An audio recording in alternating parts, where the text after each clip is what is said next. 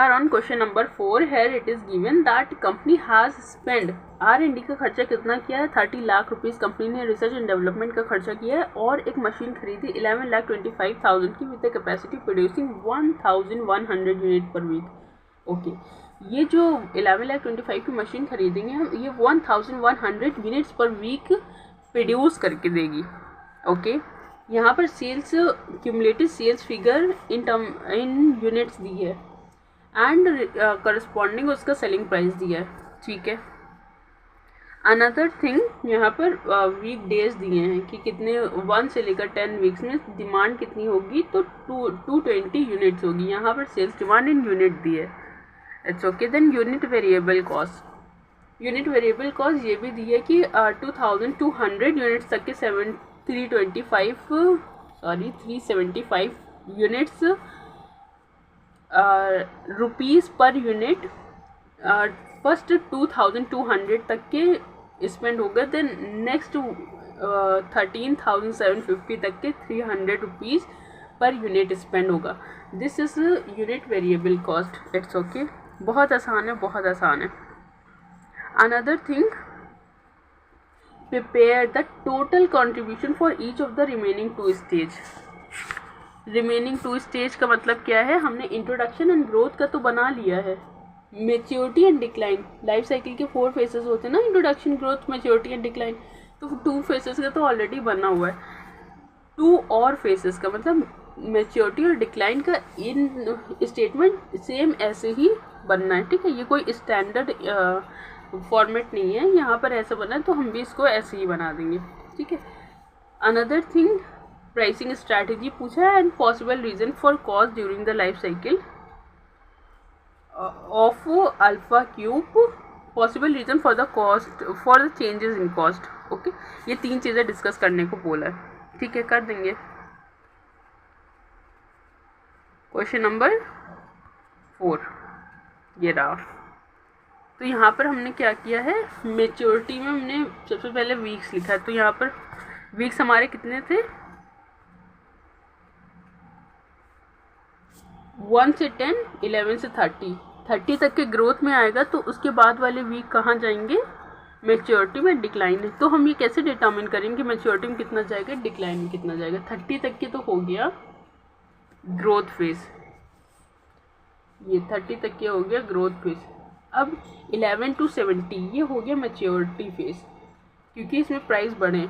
Then उसके बाद यहीं पे मेच्योरिटी फेज ख़त्म हो गया, क्योंकि इसके बाद प्राइस फॉल होना शुरू हुई। ये देखो प्राइस फॉल हो रहे हैं, इस सब जगह प्राइस फॉल हो रहे हैं। Okay, so it is called the decline stage. Okay, तो यहाँ से 11 to 31 to 70 हमारा हो जाएगा maturity stage and afterwards decline stage. ठीक है, ये भी कर लेंगे, 31 to 70 and then decline. And उसके बाद 31 to 70 तक के हमें ये देखना है कि हमारी वेरिएबल कॉस्ट कितनी इनकर हो गई है एंड हमारी सेल कितनी हुई है। अगर sales in terms of sales बात करें तो 31 to 70, तो यहाँ पर हमारी कितनी सेल हो चुकी होगी, यहाँ पर इस 31 to 70 वाले फेस में आने से पहले हमारी कितनी सेल हो चुकी है। तो यहाँ पर 10 वीक्स हैं, 11 to 20, 20 to 30, मतलब 10 वीक्स का गैप है। तो 20 into 10, 220 into 10, ठीक है, 220 into 10, 550 into 10 and 825 into 10. I need answer. Yes, 2,200, 5,500 and 8,250.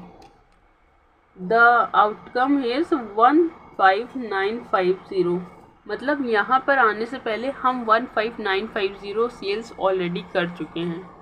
Okay, इस फेज पर आने से पहले हम 15950 सेल्स कर चुके हैं। 15950 यूनिट्स ऑलरेडी सोल्ड हो चुकी। 11 से 70 में कितना है इंटरवल गैप, 11 to 70 में कितना इंटरवल गैप है, सॉरी 31 to 70 में कितना इंटरवल गैप है, इट्स 40। तो यहाँ पर 44,000 के हम और सेल करने वाले हैं इस स्टेज पर। ओके, तो हमारी कितनी हो जाएगी 59950 की टोटल सेल हो जाएगी। टोटल यूनिट्स कितनी सोल्ड हो जाएंगी 59950 की। ओके, ये रहा 59950। 15 यूनिट सेलिंग प्राइस कितना दिया है 15950, 1259950, मतलब 15951 से 59950 तक का ये सेलिंग प्राइस दिया है 450। नो प्रॉब्लम, सेलिंग प्राइस तो पूरे जितना भी वीक्स, जितना मैच्योरिटी स्टेज है पूरे का दिया है। ठीक है, अब हम आते हैं वेरिएबल कॉस्ट पे। वेरिएबल कॉस्ट तो 2200 देन प्लस 13750, मतलब कि ये कितना आया 15950 तक का तो पहले दिया हुआ है, ये रहा 15950 तक का, ये 2200 का, ये 15950 तक का, देन 2200 वो 22,000 तो 15950 प्लस 2200 कितना हुआ 37950। ये तो हमारी ग्रोथ स्टेज के अंदर ही लाई कर रहा है। ओके, देन नेक्स्ट 22,000, जब नेक्स्ट और ये वाला भी 22,000 इंक्लूड कर लिए तब ये होता है 59950। 59950 15950। ओके, तो ये हमारे उसमें कब लाई किया जब ये इस स्टेज पर आ गया। Let me remove it. इस स्टेज पर यहाँ तक कि ये लाई कर रहा है 225 पर। तो ये हमारा क्या आ गया मैच्योरिटी स्टेज, सॉरी ये वाला मैच्योरिटी स्टेज आ गया। ये जो हाईलाइटेड पार्ट है ये हो गया हमारा मैच्योरिटी स्टेज के अंदर। ठीक है, बस इसके बेसिस पर हम अपना वो बना देंगे स्टेटमेंट बस। ठीक, तो हमारा जो मैच्योरिटी स्टेज है वो 2 पार्ट्स में बट जाएगा, क्योंकि यहाँ पर देखो 15950 है, क्योंकि 2200 प्लस 13 इसको ऐड करेंगे तो कितना आएगा 15950। देन ये वाला 22,000 ऐड किया हमने, एंड उसके बाद ये वाला 22,000 और ऐड किया, तब जाके हमारा आया 59950। ठीक है, तो इतना हमारा मैच्योरिटी स्टेज में कवर होगा ये part. Okay, this is our maturity stage.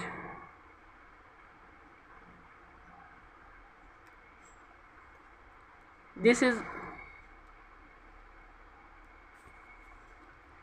is entire maturity stage.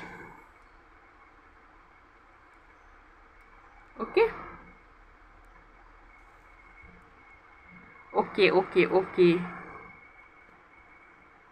Another thing is introduction and growth. तो हमारा जो मैच्योरिटी एंड डिक्लाइन होगा, सीधे आंसर पर चलते हैं और वहीं से देखते हैं इसको।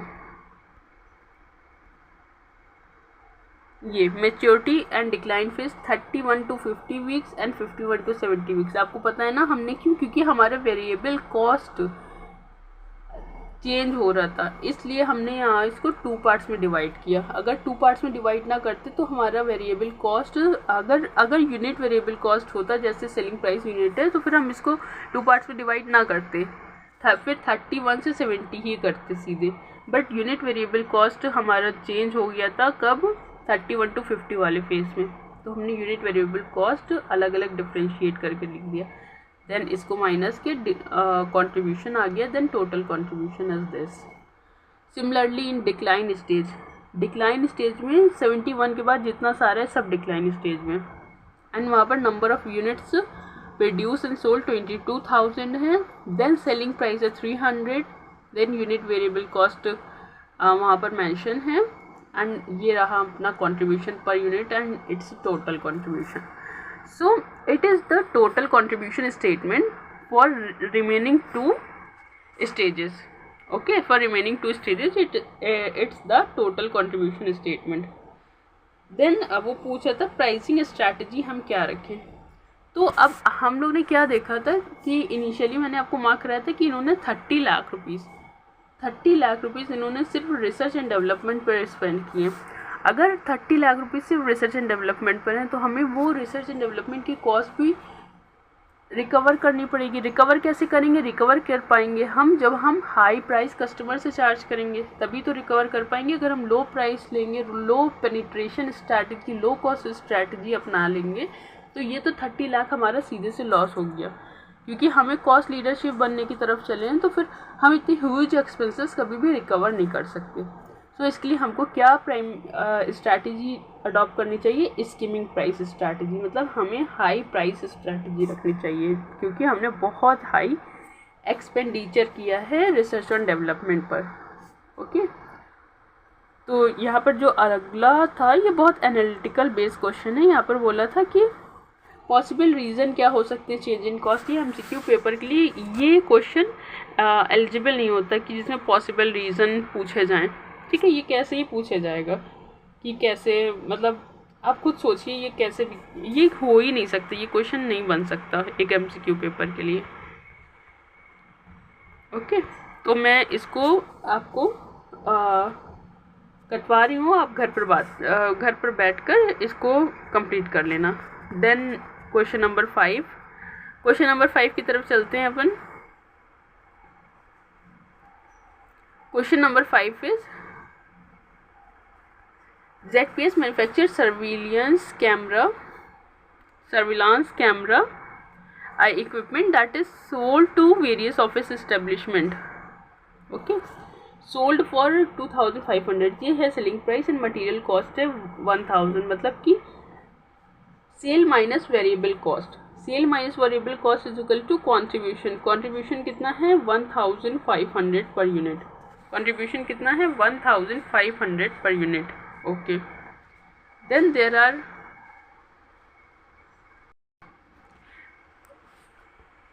are saying that annual capacity 750 है and ये इतना, ये मैन्युफैक्चरिंग इंस्टॉलेशन का डेटा है। बोला identify the bottleneck that ZPS should focus on improving। तो कह रहा है इस प्रोसेस में बॉटलनेक बताओ। चलो ठीक है, बता देते। बॉटल नेक का क्या मतलब होता है? ऐसे मैंने आपको बॉटल बना के दिखाया था कि बॉटल नेक का मतलब होता है जहाँ पर हमारी शॉर्टेज हो, जहाँ पर हमारी कैपेसिटी कम हो, उसको कहते हैं बॉटल नेक। तो यहाँ पर देखो, मैन्युफैक्चरिंग में हमारी कैपेसिटी है 750, ठीक है, और हम प्रोडक्शन कितना करें 500 यूनिट। क्या ये हमारी बॉटल नेक हो सकती है? नहीं, हमारे पास तो आइडल कैपेसिटी पड़ी है, हम 750 प्रोड्यूस कर सकते हैं, लेकिन हम नहीं कर रहे, हम 500 प्रोड्यूस कर रहे हैं। तो ये हो गई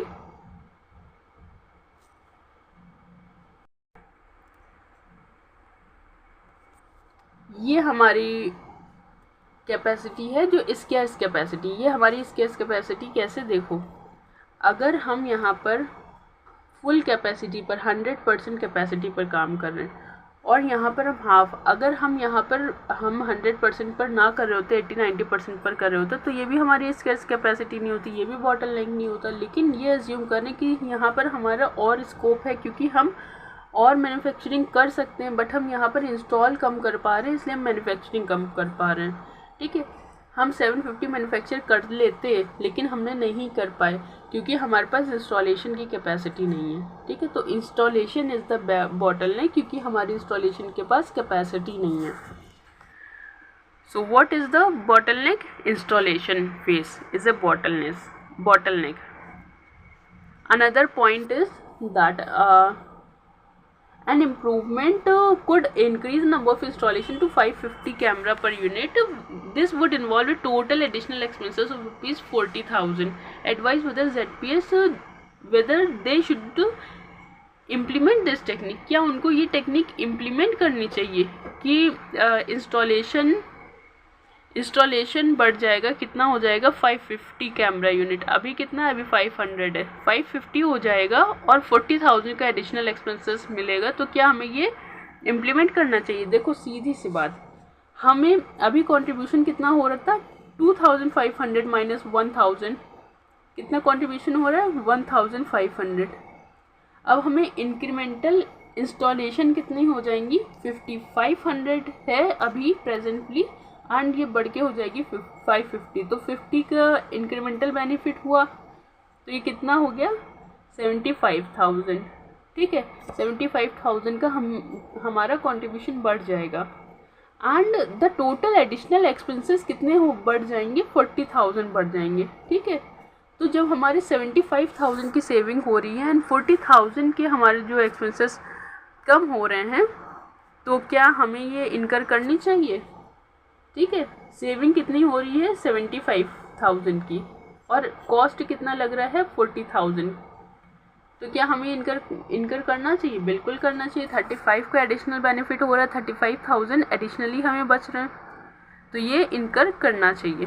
Whether they should implement this technique? Yes, they should incur an additional expenditure of rupees 40,000 and they should implement this technique. Okay. Then engineers have identified ways to improve manufacturing technique that could increase production by 150 camera unit. This would involve a total cost of 100 per camera. ये बोल रहे हैं, यहाँ पे थोड़े से पागलपंती वाले question करने लगे। बोल रहे हैं कि मैन्युफैक्चरिंग टेक्निक को हम बढ़ा लें क्या, अगर हमारे पास 150 कैमरा यूनिट्स और बढ़ जाएंगी तो हमें 100 रुपीज़ पर कैमरा को और एक्सपेंसेस करना पड़ेगा। तो बताओ, हमारी जब बॉटलनेक मैन्युफैक्चरिंग टेक्निक है ही नहीं, हमारे पास तो ऑलरेडी यहाँ पर देखो मैन्युफैक्चरिंग में हमारे पास 250 की कैपेसिटी पड़ी हुई है आइडियल, हम यूज़ नहीं कर पा रहे क्योंकि हमारी इंस्टॉलेशन नहीं है। तो हमें इंस्टॉलेशन बढ़ानी चाहिए कि मैन्युफैक्चरिंग, इंस्टॉलेशन बढ़ाना चाहिए। मैन्युफैक्चरिंग टेक्निक बढ़ाने की बात कर रहे हैं, तो ये तो बिल्कुल हम काटने कहेंगे नहीं, हमें नहीं मैन्युफैक्चरिंग टेक्निक बढ़ाना, क्योंकि हम तो इंस्टॉलेशन बढ़ाने की बात करें। इंस्टॉलेशन बढ़ाकर ही हमारा बॉटलनेक दूर हो पाएगा, मैन्युफैक्चरिंग बढ़ाने से थोड़ी हमारा कोई प्रॉफिट होगा, क्योंकि हम इंस्टॉल तो कर ही नहीं पाएंगे। क्वेश्चन नंबर यहाँ पर है, ये देखो, आइडेंटिफाई द बॉटलनेक। बॉटलनेक क्या है, इंस्टॉलेशन प्रोसेस, इंस्टॉल नहीं हो पा रहा, मैक्सिमम इंस्टॉल कितना हो पा रहा है 500। ओके, यहाँ पे देखो ये इंक्रीमेंटल बेनिफिट कितना आया 75,000 अपना हुआ थ्रूपुट कंट्रीब्यूशन, 40,000 हुआ अपना इंक्रीमेंटल एडिशनल एक्सपेंसेस। इंक्रीमेंटल का मतलब होता है एडिशनल एक्सपेंसेस, तो यहाँ पे इंक्रीमेंटल कितना 35,000 का एडिशनल बेनिफिट आ गया। देन ये बोल रहे हैं कि क्या हमको लगाना चाहिए मैन्युफैक्चरिंग यूनिट, ये बोल रहे हैं नहीं मैन्युफैक्चरिंग नहीं लगाओ। It does not earn any contribution by holding inventory, तो इसके साथ इसको मत लगाओ। ठीक है, मैन्युफैक्चरिंग को इसने भी डिनाई कर दिया। यस, ओके ओके ओके कृति, शुभम, ध्रुव, यस भावना, ओके ओके ओके, सबको समझ में आ रहा है। Yeah, these questions are very easy, Arjit. Very easy questions are these. Just you need to go through it once, because अगर इस तरह का कोई भी क्वेश्चन MCQ में आपके फंसता है तो you mustn't stick on that. You must clear it.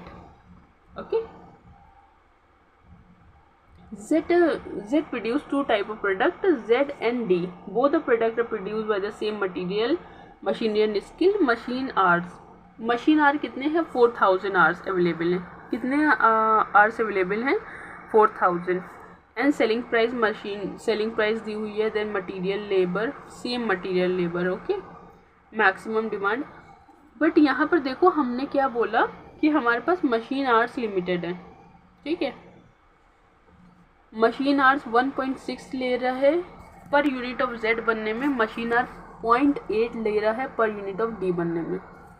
इनकी मैक्सिमम डिमांड कितनी है 2000 यूनिट एंड 1600 यूनिट। ठीक है, तो हमें यहाँ पर इसको आंसर के साथ ही करेंगे। यहीं पर आप लोग क्वेश्चन खोले रखना, हम आंसर पर चलते हैं। Using prepare statement to determine the optimum production mix and maximum profit for the year end. Okay, optimum production mix and maximum profit for the year end हमें डिटरमिन करना होगा, उसके लिए हमें स्टेटमेंट बनाना पड़ेगा। ठीक है, एंड यूजिंग थ्रूपुट अकाउंटिंग, तो देखो यहाँ पर मैंने आपको बोला था ना कि सिर्फ मटेरियल कॉस्ट आता है, तो sales minus material cost equal to क्या होगा contribution. Sales minus material cost equal to contribution. तो यहाँ पर जितना भी कॉन्ट्रीब्यूशन आएगा तो 16,000 minus 7,000 will be your contribution amount, मतलब 11,000, and 4,000 minus 1,200 becomes 2,800. It becomes our contribution. Okay, sales minus material cost will be throughput contribution. Throughput contribution में हम मटेरियल के अलावा कुछ और रिड्यूस ही नहीं करते हैं. चलो आंसर पर चलते हैं. अच्छा, दूसरा क्वेश्चन क्या पूछ रहा है ये, what will be the loss of profit due to acceptance of online booking. देखो यहाँ पर हमने कुछ ऑनलाइन बुकिंग की है, 400 यूनिट की एंड 1200 यूनिट की ऑनलाइन बुकिंग की है, मतलब जो ऑलरेडी एक्सेप्टेड कर लिया है. अब हम अपने प्रेजेंट जो मार्केट डिमांड है उसको तो वेरी कर सकते हैं, बट ऑनलाइन बुकिंग को तो फुलफिल करना ही पड़ेगा. ओके, तो हम एक क्या करेंगे, स्टेटमेंट ऑफ रैंकिंग बनाएंगे और उसमें देखेंगे कि कौन ज़्यादा कंट्रीब्यूशन पर आवर दे रहा है. जो ज़्यादा कंट्रीब्यूशन पर आवर दे रहा होगा उसको ही प्रोड्यूस करेंगे, बट ऑनलाइन बुकिंग की वजह से जो ज़्यादा कंट्रीब्यूशन पर आवर दे रहा होगा उसमें थोड़ा सा कॉन्फ्लिक्ट आ जाएगा, क्योंकि हम पहले से ऑनलाइन बुक करके बैठ गए. ठीक है, तो बना कर तो देना ही पड़ेगा, कमिटेड है तो वो कंप्लीट तो करना ही पड़ेगा. तो कंप्लीट करने के लिए जो amount of profit loss due to acceptance of online booking है, कंट्रीब्यूशन पर आवर थोड़ा लॉस दिखा देगा, क्योंकि हमने ऐसा भी प्रोडक्ट प्रोड्यूस कर दिया होगा जो रैंक 2 पर आता है. Okay, then recommend the option to be followed in order to avoid. Option क्या है अगर आपको लॉस अवॉइड करना है, और प्राइस कस्टमाइजेशन के लिए वेरियस वेज पूछ रहा है, एंड देन मैच्योरिटी और इंट्रोडक्शन स्टेज पर है तो उनकी प्राइसिंग पॉलिसी पूछ रहा है. ये तीनों को मैंने इसलिए एक साथ पढ़ दिया क्योंकि ये तीनों को मैंने आपको लड्डू मार्क कराना है. इनफैक्ट ये पूरा क्वेश्चन ही लड्डू मार्क कर लो.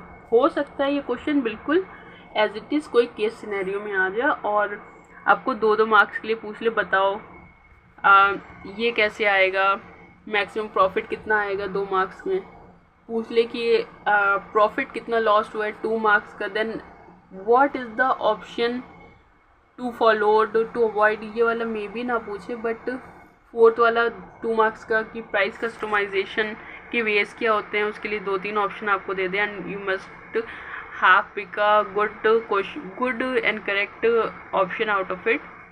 देन ये वाला पूछ ले कि मोस्ट अप्रोप्रिएट प्राइसिंग पॉलिसी क्या होगी. तो ये एक इस तरह से जिसमें 4-5 पॉइंट होते हैं ना, उसमें ज़्यादा चांस होते हैं कि वो एग्ज़ाम में अपेयर हो जाए केस सिनेरियो के फॉर्म में. Okay, this is an laddu question. तो हम क्वेश्चन नंबर 6 डिस्कस करते हैं.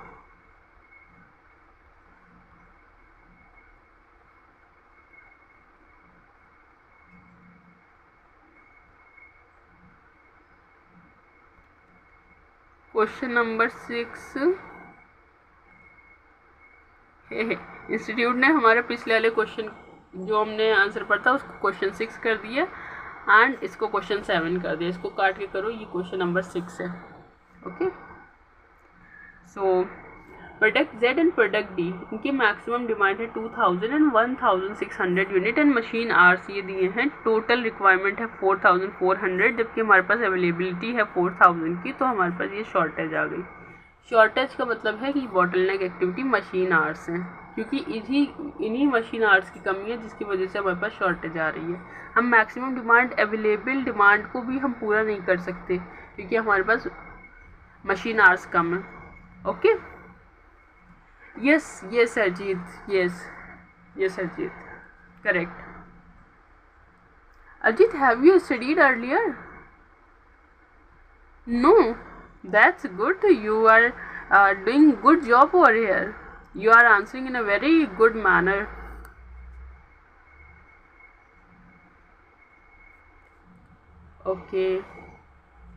ओके, चलो हमने क्वेश्चन पर आते हैं. ठीक है, हाँ, अभी सेशन ख़त्म होने के बाद फिर ये सारी चीज़ें डिस्कस करेंगे. Here it is Z and then D.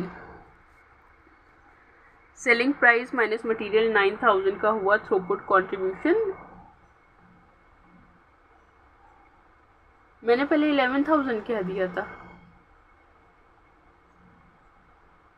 अच्छा प्रीति, जो आप 11000 कहते वो आप उसको ही करेक्ट कर रहे थे. ओ सॉरी, मिस हो गया. Okay, now got it.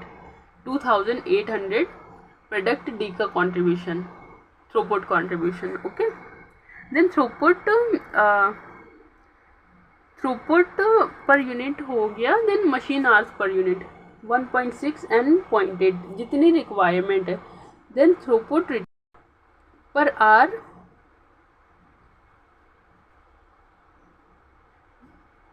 Throughput return per R कैसे निकालेंगे? थ्रूपुट रिटर्न पर आर निकालेंगे 9000 डिवाइडेड बाय 1.6, 2800 डिवाइडेड बाय 0.8, ये आ गया throughput return per hour. Then TA ratio, TA ratio क्या होता है? टीए रेशियो का मतलब होता है throughput return per hour divided by factory cost per hour. ठीक है, तो थ्रूपुट रिटर्न हमारा कितना आया है? जितना हमारा, देखो थ्रूपुट रिटर्न का क्या मतलब हुआ? थ्रूपुट रिटर्न का मतलब हुआ रिटर्न या प्रॉफिट या कंट्रीब्यूशन, कुछ भी कह दो, कंट्रीब्यूशन पर बॉटलनेक एक्टिविटी। तो हमारी यहाँ पर बॉटलनेक एक्टिविटी क्या है? Machine hour. तो कंट्रीब्यूशन पर मशीन आर कितना आएगा? ये हम निकालते हैं थ्रूपुट रिटर्न में। ठीक है, तो हमारा कंट्रीब्यूशन कितना था? 9000 एंड 1.6 आवर्स हमारा बॉटलनेक एक्टिविटी था। यस विजय, आपको समझ में आ गया है, बट ये रिकॉर्डेड वाले बच्चे भी देखेंगे, तो मैं इसलिए यहाँ पर इसको एक्सप्लेन कर दे रही हूँ कि अगर किसी को कोई प्रॉब्लम होगी तो वो लोग भी समझ जाएंगे। Okay, yes I know it's easy, but it might happen कि किसी को नहीं समझ में आता है, तो उस केस में मैं यहाँ पर इसको एक्सप्लेन कर दे रही हूँ। ओके, 9000 डिवाइडेड बाय 1.6, ये आ गया throughput return per our. Then here it is TA ratio 5625 divided by 3565 okay, 5625 divided by 3565 throughput return per hour. Throughput return per hour क्या होगा? यस 3565 कहाँ से आया? ये है factory cost per hour. 1,42,60,000 is the factory cost and 4,000 hour hours. तो factory cost per hour कितनी हुई? 3565, इसको डिवाइड किया तो थ्रूपुट अकाउंटिंग रेशियो आ गया। Yes, return divided by factory cost, ये रेशियो होता है। हाँ, और ये 1 से ज़्यादा है तो इट इज़ गुड रेशियो। 1 से ज़्यादा रेशियो को हम गुड कंसिडर करते हैं। एंड सिमिलरली हमने यहाँ पर डी का भी निकाल लिया एंड इनका 0.8 है, रैंकिंग किया। देन ऑप्टिमम प्रोडक्शन प्लान बनाने लगे। तो सबसे पहले है जेड और डी, दोनों के हम ऑनलाइन प्रोडक्ट को सोल्ड करेंगे। तो दोनों की हम डी को प्रोड्यूस ना करते, मतलब कि टोटल 960 आवर्स हम डी में ना लगा के जेड में लगाते। तो 960 आवर्स अगर हम जेड में लगाते तो हमें थ्रूपुट कंट्रीब्यूशन पर आवर कितना मिलता? 5625, लेकिन हमने 960 आवर्स 5625 कमाने की जगह 3500 मतलब रैंक 2 का प्रोडक्ट बनाया, तो ये हमारा लॉस हो जाएगा। ओके, इन दोनों का 5625 minus 3500 into 960, this is actually the loss. Okay, you got it now? Yes Parul, so it will be loss. Then total transaction price, total कितना हुआ transaction total throughput contribution in rupees. Yeah, I think it is written TP because it's a sale transaction ना, Z and D. Then यहाँ पर जो extra, मतलब जो main jet बनाने, अभी तक तो हम ऑनलाइन ऑर्डर ही फुलफ़िल कर रहे थे, तो हमारे ऑनलाइन ऑर्डर फुलफ़िल करने के बाद कितने आवर्स बचे? 400 यूनिट्स यहाँ गए, ये 2400 आवर्स बचे। ठीक है, तो 2400 आवर्स में से 640 आवर्स यहाँ स्पेंड हो गए, 960 आवर्स डी के ऑनलाइन ऑर्डर में स्पेंड हो गए, 2400 आवर्स बचे। तो उसमें हमने 1.6 मशीन आर पर यूनिट के हिसाब से 1500 यूनिट्स बनाया इसकी, तो उसका यहाँ पर कंट्रीब्यूशन 1000। इसको इससे सब, एक मिनट, इसको इससे मल्टीप्लाई करना, इसको इससे मल्टीप्लाई करना एंड इसको इससे, तो ये आपका पूरा थ्रूपुट कंट्रीब्यूशन आ जाएगा in rupees. Then minus total factory cost, total profit यहाँ पर आ गया। ओके, अगर मैंने आपको बताया अगर हम ऑनलाइन बुक ना करते तो हमें कितना प्रॉफिट मिलता, हमें कितना प्रॉफिट मिलता, हमें मिलता 5625 माइनस 3500 इंटू कितने आवर्स थे 960। ओके, इतना हमें कंट्रीब्यूशन मिल जाता। ये आया, आ रहा है ना सेम? यस, ठीक है। देखो मशीन आर्ट इन्होंने यहाँ पर क्या बोला, इन्होंने बोला अगर हम ऑनलाइन बुकिंग ना करते तो हमें, ये देखो ऑनलाइन बुकिंग के लिए हमने 1200 यूनिट ऑलरेडी डी के बना लिए, और 1200 यूनिट ऑफ प्रोडक्ट डी हमने ऑनलाइन बुकिंग के लिए ऑलरेडी, तो 2000 यूनिट हम बनाते तो हमने 2000 नहीं बनाए, 1900, मतलब कि Z की हमने 100 यूनिट अनफुलफिल की। Z हम 100 यूनिट और बनाते, हम नहीं बना पाए, ठीक है, Z का हम 100 यूनिट नहीं बना पाए। तो उस 100 यूनिट के लिए हमको कितना चाहिए होगा, हमें 1.6 आवर्स चाहिए। जो यूनिट हम नहीं बना पाए, जो हम Z के लिए नहीं बना पाए, वही तो हमारा कंट्रीब्यूशन लॉस हुआ। 1.6 hours, 160 hours. Then throughput loss for the product Z. 160 hours into 5625, it will be 9 lakh, and then 160 hours into 3500, it will be 5,60,000. And now it will be throughput lost. इतना loss हुआ है. It will be same as I have given you an idea above now. Yes, it is same as that. Yes करती, yes.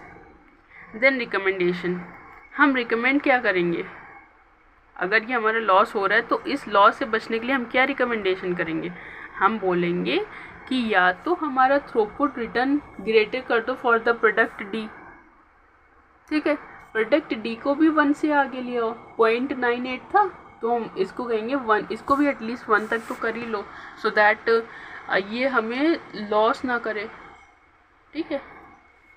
हाँ, higher the better, फिर भी Z profitable होगा। But अगर हमने इसको कर लिया, मीन्स अगर हमने इसको इम्प्रूव कर लिया तो हमारा लॉस प्रॉफिट में चेंज हो जाएगा, ठीक है, क्योंकि एक से ज़्यादा अच्छा होता है, तो हायर द बेटर, जिसका ज़्यादा अच्छा उसको ज़्यादा प्रोड्यूस करो। ओके, तो ये बोल रहा है, फर्स्ट इन्होंने सजेशन दिया है कि थ्रूपुट रिटर्न को इम्प्रूव कर दो, improving the throughput accounting ratio of product D. And then उसके बाद दूसरा सजेशन दिया है, prioritise production of product Z, चाहे ऑनलाइन ऑर्डर भी आए तो ऑनलाइन ऑर्डर को रिजेक्ट करके Z को प्रोडक्शन को प्रियोरिटाइज करो, तो आपकी प्रॉफिटेबिलिटी इंक्रीज हो जाएगी। ये दो ऑप्शन इन्होंने दिए, दो रिकमेंडेशन, जिससे हमारा जो प्रॉफिट लॉस हुआ है वो अवॉइड हो जाए। ओके, देन यहाँ पर देखो हमने प्राइसिंग स्ट्रैटेजी बताई थी ना, जब कॉन्सेप्ट पढ़ रहे थे कि प्रोडक्ट लाइन के बेस पर, प्रोडक्ट प्रोसेस के बेस पर, पास्ट बिहेवियर के बेस पर, then demographic and time differential के बेस पर कस्टमर की परसीव्ड वैल्यू डिटर्मिन होती है, एंड ये हमारी प्राइसिंग स्ट्रैटेजी डिटर्मिन करता है। हमने पढ़ा था ना, ये बिल्कुल सेम वही थ्योरी बेस्ड क्वेश्चन है। एंड उसके बाद product Z and product D की प्राइसिंग बताओ, अगर ये ग्रोथ, अगर ये इंट्रोडक्शन और ग्रोथ स्टेज पर है। ओके, नहीं, maturity and introduction, product Z maturity stage पर है एंड D इंट्रोडक्शन स्टेज पर है, तो Z में क्या करेंगे हम, Z अभी मेच्योरिटी स्टेज पर है, Z अभी मेच्योरिटी स्टेज पर है, तो हम इसकी, अगर ये मेच्योरिटी स्टेज है, मतलब ये अब डिक्लाइन स्टेज में जाने वाला है, जब ये डिक्लाइन स्टेज में जाने वाला है तो मतलब यहाँ पर कंपटीशन बहुत हाई होगा।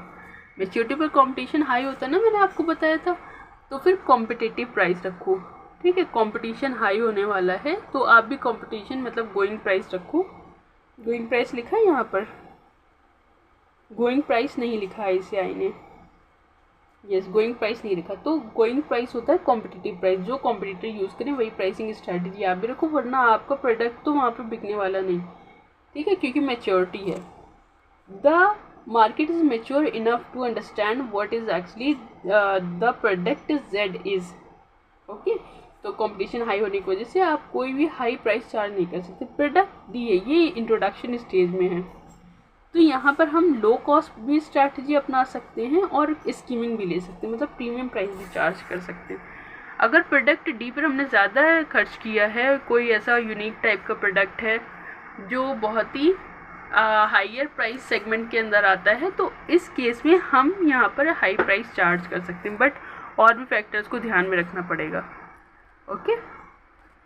जैसे डिमांड इलास्टिक है या लार्ज स्केल, कितना लार्ज स्केल पर प्रोडक्शन हो रहा है, and threat of competition requires price to be set low, okay. No competition provide similar, अगर आपको लगता है कि आपका कोई कॉम्पिटिटर सिमिलर प्रोडक्ट नहीं बेच रहा है और आपके प्रोडक्ट की डिमांड इन इलास्टिक, मतलब प्राइस के ऊपर नीचे जाने से डिमांड पे फर्क नहीं पड़ता, तो आप स्कीमिंग प्राइस चार्ज कर लो। This is all about the pricing strategy, मैंने पहले भी डिस्कस किया था, okay. Now question number 7, EMA से रिलेटेड है ये। देखो ये पूरी तरह से एकदम थियोरी बेस्ड क्वेश्चन है, ये आप घर पे पढ़ लो ना तो ये हो जाएगा आपका, पूरा थियोरी बेस्ड क्वेश्चन है, छोड़ना मत, पढ़ लेना, ओके। पूरा कंप्लीट थियोरी जो मैंने आपको कॉन्सेप्ट्स में पढ़ाया बिल्कुल सेम। क्वेश्चन नंबर, ये जो क्वेश्चन नंबर 5 है ये एक्चुअली में 5 नहीं है, ये है क्वेश्चन नंबर 7, इसको करेक्ट कर लो, ये क्वेश्चन नंबर 7 का आंसर है, ठीक है। और ये वही पूरा थियोरी बेस्ड आंसर है, इसको आप घर पर बैठकर पढ़ लेना, ठीक है। इन्वायरमेंटल से रिलेटेड कौन कौन सी रिस्क होती हैं, and so on and so for, ये सारी चीज़ें यहाँ पर दी हुई हैं जो मैं read it at your home. Then question number 8, question number 8 में it's a last question and it's completely allocation based question. अब कैसे एलोकेशन बेस्ड क्वेश्चन है, देखो यहाँ पर क्या है, सेलिंग प्राइस आर का दिया है एंड वो क्यू का दिया है, ये क्यू का सेलिंग प्राइस, ये क्यू का सेलिंग प्राइस है एंड ये आर का है। तो दोनों के सेलिंग प्राइस दिए हैं, डायरेक्ट मटेरियल दिए हैं, टैनिंग, डाइंग, फिनिशिंग, तीनों प्रोसेस के, एंड उसका बोला है एलोकेशन टू प्रोडक्ट क्यू में कितना एलोकेट होगा, आर में कितना होगा। तो 140 का निकालो, ज़रा कैलकुलेटर उठाओ, 140 into 70%, 140 into 70%, 98, 140 into 30%, 140 into 30%, 42, okay, इतना आर में चला गया। Then 90 into 70%, 63, and 90 into 30%, 27, and same ऐसा ही डाइंग एंड फिनिशिंग के लिए भी करना है। तो ये मतलब मैंने क्या किया है, मैंने 140 into 70, then 140 into 30, 90 into 70 and 90 into 30, ये किया है। सेम यहाँ पर 180 into 50, 180 into 180 into 50, 180 into 50, 120 into 50, 120 into 50, बस यही करना है और कुछ नहीं करना है। तो ये पूरा एलोकेशन बेस्ड क्वेश्चन है, ठीक है, मैं आपको दिखा दूंगी। उसके बाद क्या बोलता है, जर्नल ओवरहेड है 115 and absorption rate is drive after dividing the total overhead, okay. उसके बाद बोला कि pricing of also factor in environmental cost, बोला कुछ इन्वायरमेंटल कॉस्ट भी लगी है। जर्नल ओवरहेड 115 का है, 115 है ना, ये रहा 115। तो इसमें क्या क्या चीज़ें, तो इन्होंने बाइफर्केशन दी है, ट्रीटमेंट ऑफ हार्मफुल गैसेस इतना है, waste treatment cost and cost of planting trees and miscellaneous. Then इन्होंने यहाँ पर फिर से एलोकेशन दिया है कि एमिशन ऑफ हार्मफुल गैस, ये रहा ना एमिशन ऑफ हार्मफुल गैसेस, ये ₹40, इसका भी इन्होंने यहाँ पर इतना, ये सीसी पर वीक कितना एलोकेशन होगा, ये इन्होंने यहाँ पर कंसिडर किया। Then waste water treatment cost, ये भी देखो यहाँ पर लिखा हुआ, ठीक है। तो इसको भी बस इसी में एलोकेट कर देना है। यस यस यस अर्जित, अगेन यही ये रेशियो जो दिया है इसी रेशियो में। यस ओके, नो उत्कर्ष, सिर्फ एलोकेशन, क्योंकि ये इन्वायरमेंटल कॉस्ट एनालिसिस के बेस पर है, तो इसमें हम सिर्फ एलोकेशन बेस करेंगे। रिक्वायरमेंट देखो पूछ रहा है कि प्रोडक्ट वाइज प्रॉफिटेबिलिटी बताइए based on original cost allocation. Original cost allocate करेंगे तो हमारी प्रोडक्ट वाइज प्रॉफिटेबिलिटी कितनी आएगी, and activity based costing allocation करेंगे तो हमारी प्रोडक्ट वाइज प्रॉफिटेबिलिटी कितनी आएगी। तो क्वेश्चन का फ्लो समझ में आया आपको कि यहाँ पर तो दिया इन्होंने 115, हम देखो ट्रेडिशनल कॉस्ट जब बनाते हैं तो उसमें कभी भी हम एलोकेशन हम जर्नल ओवरहेड में करते हैं, कभी हम एक्टिविटी के बेस पर एलोकेशन नहीं करते हैं।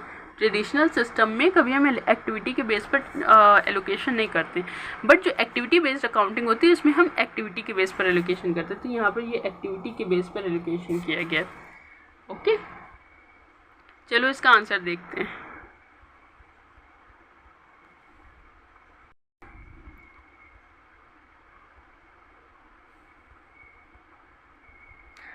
इट्स लास्ट वन ना,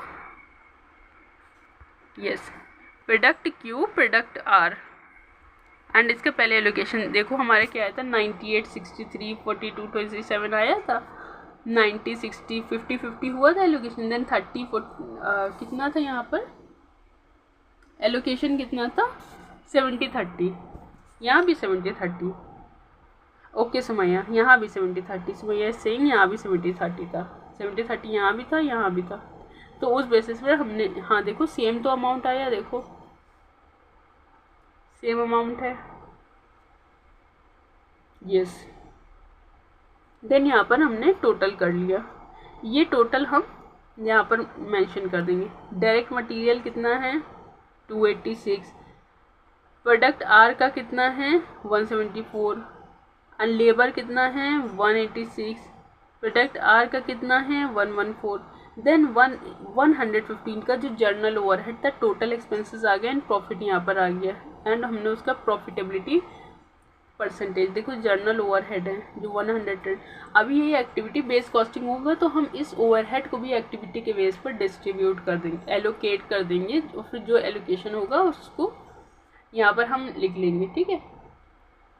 तभी तो हम निकाल पाएंगे डायरेक्ट प्रोडक्ट की प्रॉफिटेबिलिटी। अगर हम यहाँ पर एलोकेशन नहीं करेंगे तो फिर प्रॉपर एक्टिविटी, प्रॉपर कॉस्ट की जो एलोकेशन बेसिस है वो कैसे आ पाएगा, फिर आप समझ रहे हैं ना।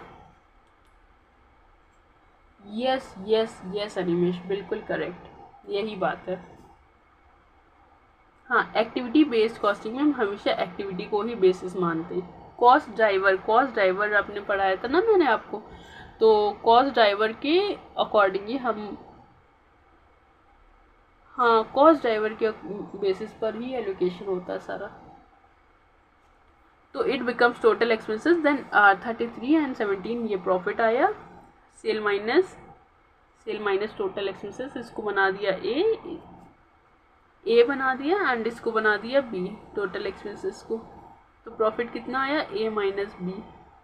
प्रॉफिटेबिलिटी क्या आएगी A minus B profit divided by A into 100, कितनी आ गई 5.32 4.05, ये आ गई ट्रेडिशनल मेथड पर। अब हम एक्टिविटी बेस्ड एलोकेशन करेंगे। ये हमारा एक्टिविटी है, तो एक्टिविटी बेस्ड इतनी हमारी कॉस्ट है और हमने उसके लिए एलोकेशन बेसिस डिटरमिन कर लिया। हार्मफुल गैसेस के लिए,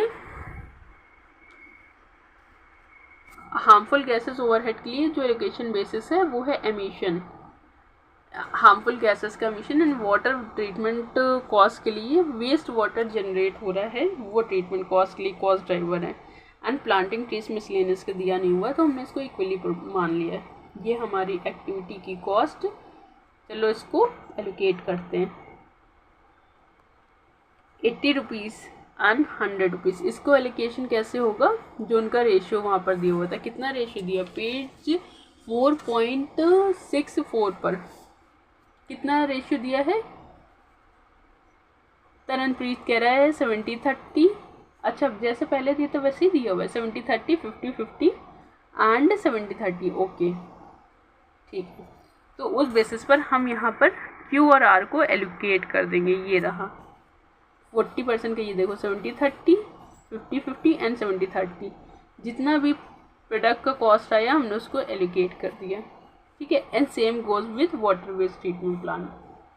सो कुछ नहीं था इसमें, सिर्फ और सिर्फ ये एलोकेशन था कि किस में क्या एलोकेट करें। आपको सही बस एक्टिविटी ड्राइवर ढूंढना है। आपको ऐसा नहीं करना कि हार्मफुल गैसेस का एक्टिविटी ड्राइवर हमने वाटर कॉस्ट, वाटर को जितना क्या निकल, उसका कॉस्ट ड्राइवर क्या था, वाटर जनरेटेड, मतलब कि वेस्ट वाटर जनरेटेड, जितना भी गंदा पानी जनरेट हो रहा है वो इसका कॉस्ट ड्राइवर है, उसकी वजह से ये कॉस्ट लग रही है, ठीक है। हाँ हाँ हाँ हाँ दिल, ठीक है, बिल्कुल ठीक करती, yes yes yes, correct correct correct correct, बिल्कुल करेक्ट। तो यहाँ पर अनदर क्वेश्चन बोला, what is the difference in product profitability as per both method. Product profitability में डिफरेंस क्या है, डिफरेंस ये रहा।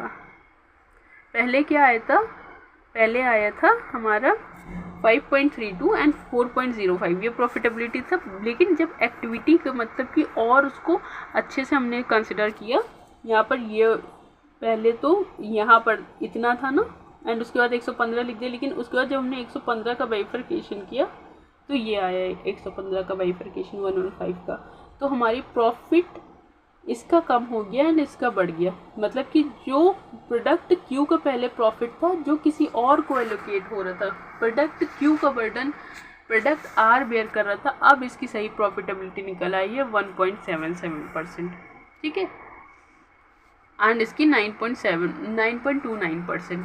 पहले क्या थी, पहले इसकी 5 पॉइंट कुछ थी, ये 5.32 थी एंड इसकी 4 थी। मतलब अगर हम ट्रेडिशनल बजट के, ट्रेडिशनल अकाउंटिंग के हिसाब से देखें, कॉस्टिंग के हिसाब से, तो यहाँ पर प्रोडक्ट आर लेस प्रॉफिटेबल है, बट इन एक्चुअल अगर उससे देखें तो ये ज़्यादा प्रॉफिटेबल है, ठीक है। ये होता है डिफरेंस, ये होता है एक्टिविटी बेस्ड कॉस्ट करने का फ़ायदा।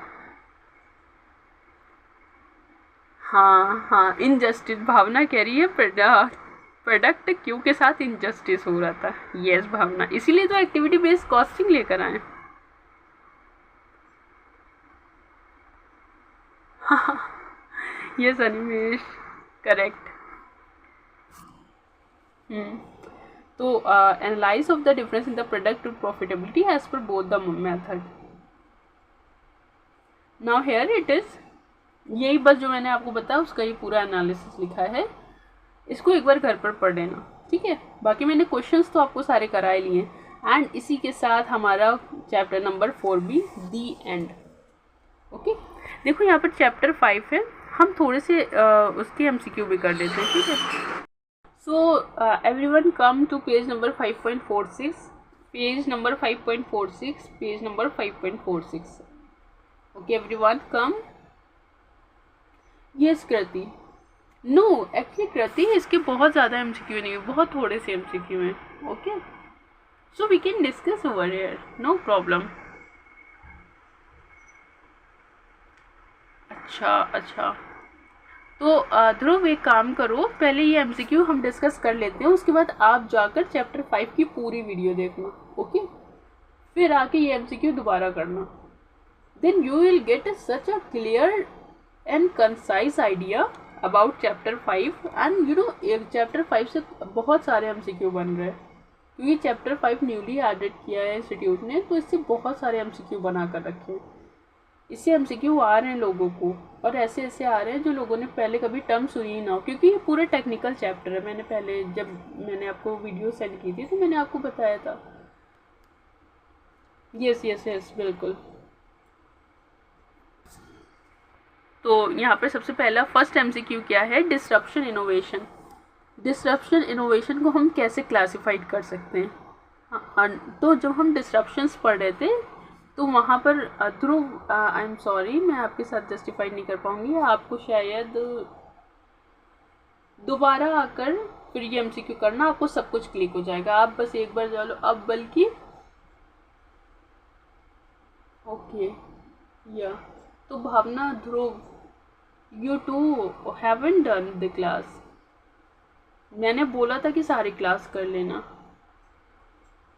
चलो कोई बात नहीं, कोई बात नहीं, 4-5 एमसीक्यू हैं, एक बार यहाँ पे डिस्कस हो जाने दो एंड उसके बाद आप क्लास करने के बाद इसको दोबारा से करना, बहुत अच्छे से हो जाएगा। इससे बहुत क्वेश्चंस बन रहे हैं, प्लीज़ इसको स्किप मत करना। ओके, चैप्टर 5 स्किप करने वाला बिल्कुल चैप्टर नहीं है। चलो ठीक है, डिसरप्टिव इनोवेशन। डिसरप्टिव इनोवेशन क्या हो सकते हैं? Can be classified in the following categories. मैंने आपको पढ़ाया था कि क्या हो सकते हैं लो एंड न्यू मार्केट डिस्ट्रप्शंस। कैसे? चलो दिखाती हूँ कैसे। दो ही कैटेगरी डिसरप्टिव इनोवेशन की थी, ठीक है। डिसरप्टिव इनोवेशन की 2 कैटेगरीज मैंने आपको पढ़ाई थी, उसके अलावा कोई कैटेगरीज ही नहीं अवेलेबल थी। ये देखो, ये रहा डिसरप्शन, दिखा पेज नंबर 5.13, पेज नंबर 5.13 पे ये रहा डिसरप्शंस। ओके,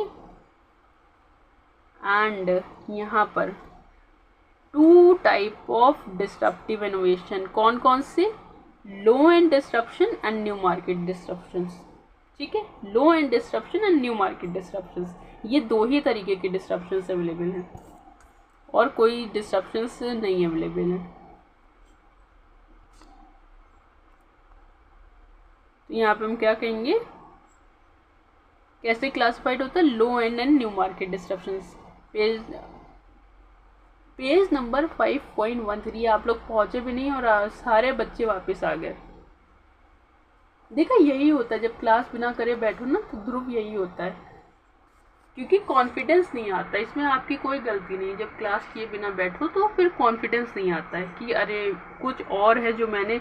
अब आपको लग रहा होगा कि डिस्ट्रप्टिव क्या है, डिस्ट्रप्टिव इनोवेशन आपने नाम ही नहीं सुना होगा इससे पहले। Low end disruption and new market, तो मैं समझ रही हूँ आपकी बात, ठीक है बेटा, आप इसको दोबारा आकर करना, ठीक। Which of the following categories of technology advancement best describe installing passbook update? Passbook update कैसे होती है? क्या कोई बैठ के हाथ से लिखता पासबुक? नहीं, ऑटोमेटेड सिस्टम है, automation, simple. Another thing is that ATM, ATM किस चीज़ का एग्जाम्पल है? एटीएम क्या ऑटोमेट चलता है? क्या आपके एटीएम जाए बिना एटीएम आपका काम कर देता है? नहीं। एक्सटेंशन है, क्या पूरी ब्रांच में एटीएम ही एटीएम फैला है? नहीं। ट्रांसफॉर्मेशन है, पहले हम जाके काउंटर पे लाइन लगा के पैसे लेते थे और अब ये ट्रांसफॉर्म हो गया है एंड अब हम एटीएम कार्ड से ही पैसे निकाल सकते हैं, ठीक है। एटीएम पे जाके विड्रॉ कर सकते हैं, दिस इज़ द ट्रांसफॉर्मेशन। बहुत आसान आसान एमसीक्यू, बट हाँ इससे एमसीक्यू बन रहे हैं, बहुत एमसीक्यू बन रहे हैं। Identify the option with correct sequence. Yes अर्जित, करेक्ट।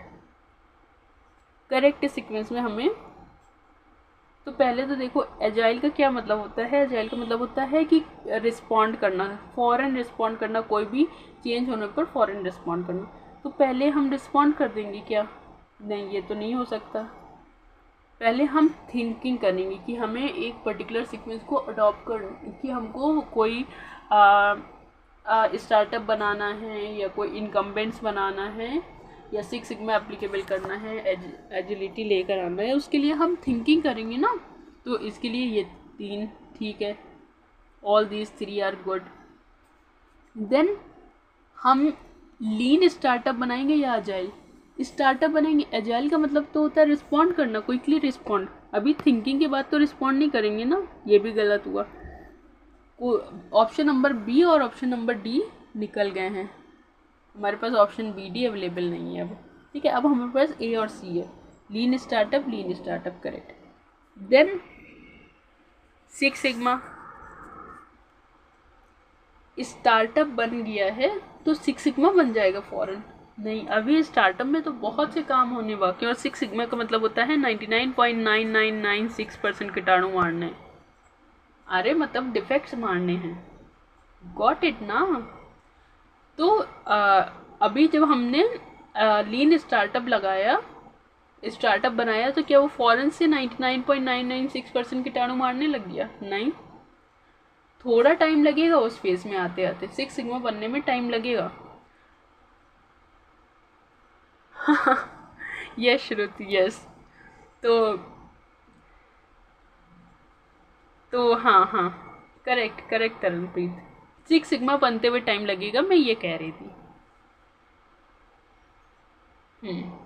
तो उसका जो भी, नो अर्जित, this is not correct contention, how could you से सो? नो नो नो, पहले इसको समझो फिर मैं इसको क्लियर करती हूँ आपको। आपका क्वेश्चन अभी अपने पास लिख कर रखो, क्लास खत्म होने पर मैं आपका क्वेश्चन टेकअप करती हूँ, ओके? हाँ, तो मैं कह रही थी कि लीन स्टार्टअप एंड उसके बाद में एजाइल ऑर्गेनाइजेशन।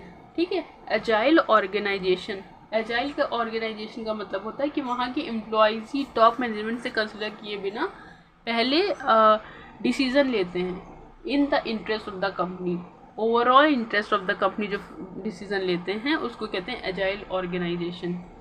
लीन स्टार्टअप के बाद एजाइल ऑर्गेनाइजेशन एंड उसके बाद में सिक्स सिग्मा, सिक्स सिग्मा उसके बाद बनते हैं। ठीक है, तो this is the correct approach. तो क्वेश्चन नंबर MCQ नंबर 4 का option number 4 is, option number C is correct, C is correct. Okay, इसका मैंने आपको रीज़न बता दिया कि पहले हम क्या करते हैं, थिंकिंग करते हैं, थिंकिंग करने के बाद स्टार्टअप सेटअप करते हैं, देन उसके ऊपर रिस्पॉन्सेज कलेक्ट करते हैं एंड तब जाके कहीं सिक्स सिग्मा बनता है। पहले सिक्स सिग्मा नहीं बनता है, सिक्स सिग्मा बनने में काफ़ी टाइम लगता है। हमें देख रहे हो 99.9996% एक्यूरेट होना है। ओके, तो वो इतनी जल्दी नहीं हो पाता है, उसके लिए एक प्रॉपर कंटिन्यूस प्रोसेस रहती है, उसको अप्लाई करना पड़ता है ऑर्गेनाइजेशन में। एग्जैक्टली स्नेहल, बिल्कुल करेक्ट, बिल्कुल correct. The next point is, next question is, देखो यहाँ पर बहुत ज़्यादा फिर बैकग्राउंड बनाया है, बट जो इम्पोर्टेंट पॉइंट है वो ये है कि हमने फ्री दिया है इंडिविजुअल्स को and offer basic writing suggestion and tone deduction, and free दिया है एंड प्रीमियम दिया है। तो फ्री और प्रीमियम का मैंने आपको बताया था ना कि जब फ्री हो और प्रीमियम हो तो उसको क्या कहते हैं, फ्रीमियम। क्या कहते हैं, premium, free plus premium, freemium. Okay, yes. तो आप बोल रहे हैं कि यहाँ पर बताओ कि कौन सा बिजनेस मॉडल आ रहा है, तो यहाँ पर फ्रीमियम आ रहा है, फ्री आ रहा है नहीं, प्रीमियम आ रहा है नहीं, सब्सक्रिप्शन आ रहा है नहीं, फ्रीमियम आ रहा है यहाँ पर। ओके, तो none of this is the correct answer. देखो इंस्टीट्यूट ने भी लिखा है, इंस्टीट्यूट को भी आता है, इसने भी लिखा कि प्रीमियम आएगा, इसलिए यहाँ पर none of this is the correct answer. So this is all about the MCQs of कौन सा है, chapter number 5। Okay, Dhruv and Bhavna, आप दोनों क्या करना, आप दोनों पहले इसका पूरा यूट्यूब पर भी वीडियो आने वाला है, तो आप इसका चैप्टर 5 का पूरा वीडियो देखने के बाद में आप इस चैप्टर को करना। बाकी लोग तो वीडियो देख चुके हैं, यस, तो आप इस चैप्टर को उसके बाद करना। ओके, सो अपन आते हैं चैप्टर नंबर 6 में। चैप्टर नंबर 6 भी जल्दी जल्दी से कर लेते हैं, उसके बाद हम ब्रेक लेंगे। ओके, यस, चैप्टर नंबर 6 में, चैप्टर नंबर 6 क्या कह रहा है, पहले रिक्वायरमेंट, चैप्टर नंबर 6 का क्वेश्चन नंबर 1, पेज नंबर क्या है, 6.6, पेज नंबर 6.6 पर आना है। अब इस नहीं बस तो यहाँ पे हमें क्या लेना है, हमें यहाँ पर लेना है break even point per month. क्या कैलकुलेट करना है, break even point per month and profit per month under the traditional method and under the activity. तो हम पहले break even point per month and calculate करेंगे, then profit per month calculate करेंगे। करने की मेथड दो, traditional and activity based costing, profit में भी दो, traditional and activity based costing. Okay, चलो पढ़ते हैं question. Traditional CVP method, monthly demand and production 10,000 unit, selling price है 8,000 per unit, monthly demand and production 10,000 unit, selling price is 8,000 per unit, variable cost 7,500 and fix cost 10 lakhs. Okay, then activity based costing. Activity based costing का data दिया है, monthly demand same है, selling price भी same है, variable cost, fix cost change हो गई है. Fix cost change क्यों हो गई है? आप बोलेंगे कि एक्टिविटी बेस्ड कॉस्टिंग में फिक्स कॉस्ट कम हो जाती है, ऐसा बिल्कुल नहीं है. ये फिक्स कॉस्ट यहाँ पर 10 से 8 हुई है तो ज़रूर से कोई एक्टिविटी आइडेंटिफाइड की गई होगी और 2 लाख की वो कॉस्ट उस एक्टिविटी को एलोकेट की गई होगी. 100% ऐसा ही होगा. पढ़ते हैं आगे. Fixed cost do not very with respect of volume. अरे इसमें बताने क्या जरूरत, फिक्स कॉस्ट कभी भी वेरी नहीं करता है. Okay. Other cost driver has been identified as 8 lakh per month, and the study revealed a milling machine to be used to cut metal into steel support. Then the production of these steel support take place in batches of 25 unit. Okay, देखो यहाँ पर activity आ गई 25 unit की. हाँ, तो ये जो 25 unit पर सेटअप लग रहा है, मतलब कि अगर हमको कितनी यूनिट्स बनानी, हमको बनानी है 10,000 यूनिट, तो हर बैच के बाद में 25 यूनिट लग रहा है, मतलब कितने 400 बैचेस हम लगा रहे हैं. और हर बैच की कॉस्ट कितनी है? हर बैच की कॉस्ट है 500. ये देखो 400 सेटअप्स लग रहे हैं, हर बैच की कॉस्ट है 500. कितना हुआ बताओ कितना हुआ? 2 लाख. स्वप्निल, नेहा, स्नेहल, साक्षी, आयुषी, भावना, अर्जित, आदिल, दीक्षा, ध्रुव, निवेश, सौम्या, शुभम, विजय, अहमद, रणप्रीत, श्रुति, जय, उत्कर्ष, पारुल, रुद्र, एवरीवन 2 लाख. ये 2 लाख कौन सा है पता है? जो ये 2 लाख यहाँ पर कम हुआ है, ये उसी की एक्टिविटी हमने सर्च कर ली है. उसकी एक्टिविटी मिल जाने पर हमने वो कॉस्ट उस एक्टिविटी को एलोकेट कर दी है. मैंने आपसे कहा था ना ऐसा ही हुआ होगा, और ऐसा ही हुआ है. देखो, यस, एग्जैक्टली पारुल, एग्जैक्टली. हाँ, और क्या तरनप्रीत कह रहे हैं, तरनप्रीत पूछ रहे हैं कि अगर हमें और एक्टिविटीज़ मिल जाएंगी क्या हम 8 लाख को कम करते जाएंगे और उस एक्टिविटी को एलोकेट करते जाएंगे. यस तरनप्रीत, ऐसा ही होता है. जैसे जैसे हम एक्टिविटी मिलती जाएगी हम उस एक्टिविटी को, वो जो जर्नल ओवरहेड की कॉस्ट है, एलोकेट कर देते हैं. ठीक है. Break even point per month and profit per month under the traditional and CVP analysis. तो पहले ट्रेडिशनल में selling price minus variable cost then contribution. Selling price minus variable cost contribution then fixed cost. तो क्या आ गई? Contribution by fix cost per unit. आपको पता है ना ब्रेक इवन पॉइंट का ये फॉर्मूला होता है, fix cost divided by contribution per unit. You know ना कि फिक्स यही फॉर्मूला होता है ब्रेक इवन पॉइंट का. यस. तो यहाँ पर 2000 आ गई. 2000 ब्रेक इवन पॉइंट कैसे आई? You know 10 lakh divided by 500. 2000 units the break even point. Break even point क्या होता है? ब्रेक इवन पॉइंट वो पॉइंट होता है जहाँ पे ना प्रॉफिट होता है ना लॉस होता है. मतलब कि उस पॉइंट पर ना हमें प्रॉफिट होगा ना लॉस होगा. मतलब उससे कम में हमें लॉस होगा, उससे ज़्यादा में हमें प्रॉफिट होगा, और उस पॉइंट पर हमें 0 मिलेगा. ओके, कोई प्रॉफिट नहीं. यस दीक्षा. मंथली डिमांड कितनी है? 10,000 यूनिट्स. तो प्रॉफिट कितना होगा? देखो यहाँ पर प्रॉफिट कितना होगा? Monthly demand per unit into contribution per unit. ये प्रॉफिट आया, उसमें से हमने फिक्स कॉस्ट रिड्यूस कर दिया, तो मेरा 40 लाख रुपीज़ का प्रॉफिट आ गया.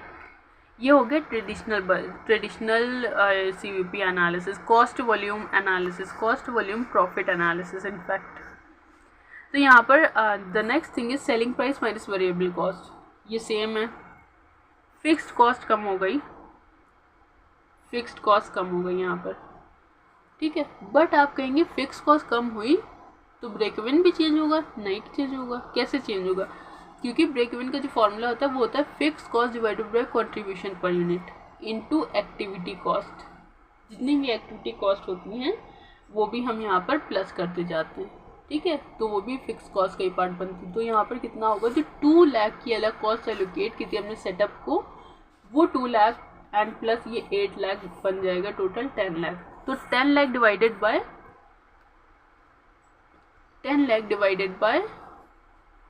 500 कितना होगा, 2000 unit.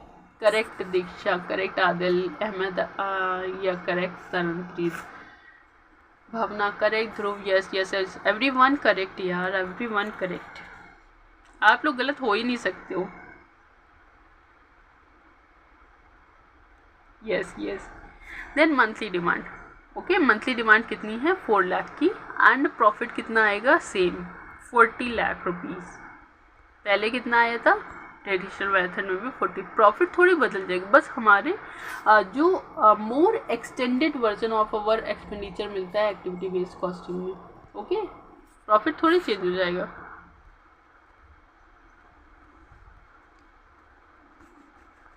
Then the next question is the number of setup. 400 से हम नंबर ऑफ सेटअप को 200 बना रहे हैं। अब हमारा प्रॉफिट चेंज होगा क्योंकि हमारे जो नंबर ऑफ सेटअप हैं, नंबर ऑफ सेटअप अब चेंज हो रहे हैं, ठीक है। चलो देखते हैं।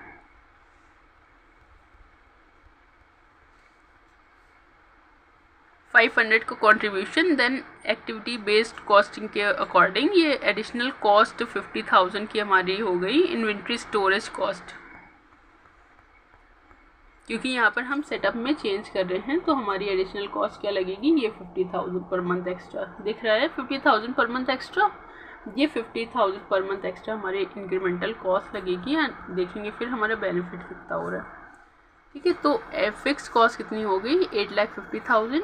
एंड यहाँ पे फिक्स्ड कॉस्ट उसके बाद में 200 इंटू 500। 200 इंटू 500 क्या, पहले 400 बैचेस थे, ठीक है। अब 400 बैचेस तो नहीं, अब 200 बैचेस हैं।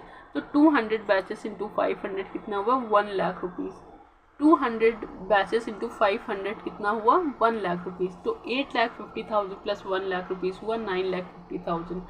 9,50,000 डिवाइडेड बाय 500 पर यूनिट कितना आएगा, 1,900 यूनिट। ये हो गया break even point, okay. Monthly demand कितनी है, 10,000। तो हमारा प्रॉफिट कितना आएगा, monthly demand into contribution per unit.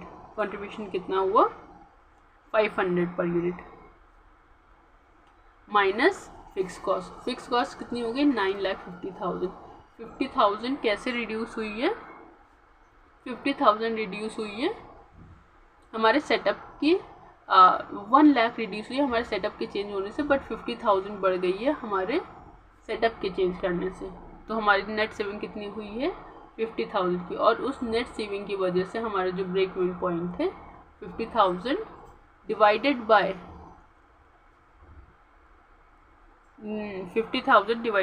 500, हमारा जो चेंज हुआ है वो हुआ है 100 यूनिट का, ठीक है। ये मैंने आपको दूसरे मेथड से समझा। कितना चेंज हुआ है, 100 यूनिट्स का। किस में चेंज हुआ है, सेटअप कॉस्ट में चेंज हुआ है, ब्रेक इवन पॉइंट में चेंज हुआ है, सेटअप कॉस्ट की वजह से चेंज हुआ है, okay okay. So this is all about this second question. Then third question, what should be the labor cost factored to the calculation and the number of setup and cost impact on the flexibility on the milling machine. It's completely theoretical question. ये देखो, अगर temporary labour होता है, इसको Laddu mark करो, पहले तो इसको लड्डू मार्क करो। पॉइंट नंबर 3 को लड्डू मार्क करो। क्यों लड्डू मार्क करो भी बताती हूँ, पहले लड्डू मार्क करो सब लोग।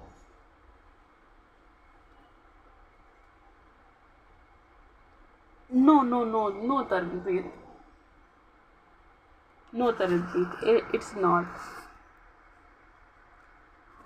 देखो इसमें सिचुएशन दी है इसलिए मैंने आपको ले, नहीं नहीं नहीं नहीं तरनप्रीत, यहाँ पर सिचुएशन दी है इसलिए मैंने आपको लड्डू मार्क कराया है।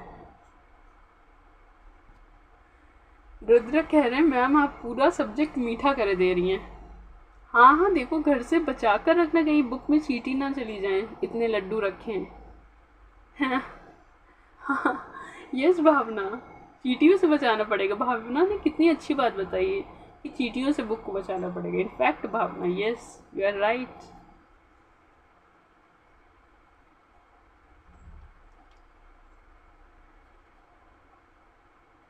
यस, तो यहाँ पर देखो सिचुएशन कैसी दी है। Temporary labour hired for a particular setup और the cost of outsourcing setup activities would be setup cost. Permanent labour होगा तो हम उसको क्या कहेंगे, संक कॉस्ट। अगर परमानेंट लेबर सेटअप के लिए यूज़ हुआ है और वो फुल्ली इंगेज्ड है कहीं और, तो हम उसको अपॉर्चुनिटी कॉस्ट कहेंगे और उसको कंसिडर करेंगे, need to be consider along with the labour. तो ये हो गया लेबर का पूरा रेलेवेंट कॉस्टिंग, लेबर का पूरा रेलेवेंट कॉस्टिंग है ये, इसलिए मैंने इसको लड्डू मार्क कराया है। इसको देखे बिना मत जाना, इसको देख कर ही जाना, ठीक है। हो सकता है आपको इसमें से क्वेश्चन आ जाए। अब ये होता क्यों है, तो अगर आप पर्टिकुलर सेटअप के लिए लेबर को यूज़ कर रहे हैं तब तो आप सेटअप कॉस्ट में इंक्लूड करेंगे, बट अब आपके पास लेबर पहले से है, परमानेंट लेबर है और वो आइडल बैठा है, उसको यूज़ कर लो, it become sunk cost. But अगर आपका परमानेंट लेबर है बट वो किसी दूसरी एक्टिविटी में इन्वॉल्व है तो आप उसको यूज़ करोगे, तो उसको जो वेज पेमेंट हो रहा है वो वेज पेमेंट रेलेवेंट कॉस्ट का पार्ट बनेगा for the project. Okay, this is the entire summary of this paragraph, this third question I think, yeah it's the third one। okay, आगे बढ़ते हैं। फोर्थ क्वेश्चन क्या बोलता है, फोर्थ क्वेश्चन बोलता है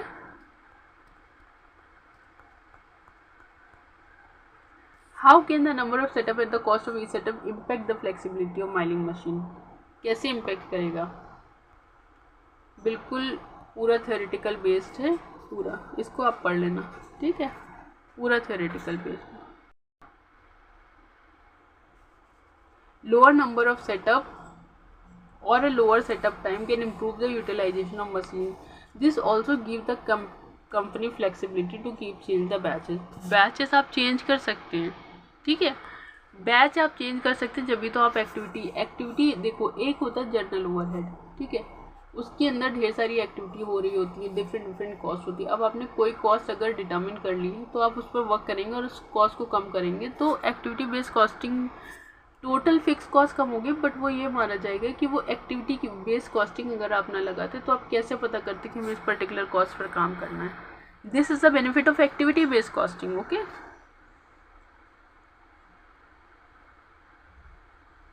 हाँ अच्छा ठीक है, चलो ठीक है, फिर तुम लोग ये काम करो, तुम लोग ब्रेक ले लो, उसके बाद हम जब ब्रेक से वापस आएंगे तो हम ये सारा कुछ डिस्कस करके एंड इसको दी एंड कर देंगे, ठीक है। चलो ठीक है, ब्रेक ले लो, 10 मिनट में मिलते हैं।